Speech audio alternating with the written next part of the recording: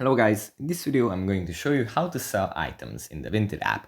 But before that, don't forget to subscribe and leave a comment down below, because at 10,000 subscribers I'm going to show you my whole YouTube revenue statistics and growth strategy. So without further ado, let's just jump right into it. First we have to open up the Vinted app. Here it opens up in the home menu, but we have to find the little sell button in the middle. We tap on the sell button. And here we can upload photos of our article that we want to sell, explain it by giving it an easy to understand title, describe the item, place it in a category,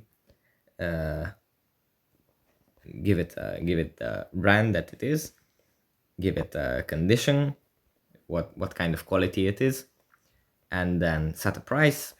And after all this, we can upload the article and find buyers for it. So yeah, that's pretty much it for this video. Hope it was helpful for you guys, and see you in the next one.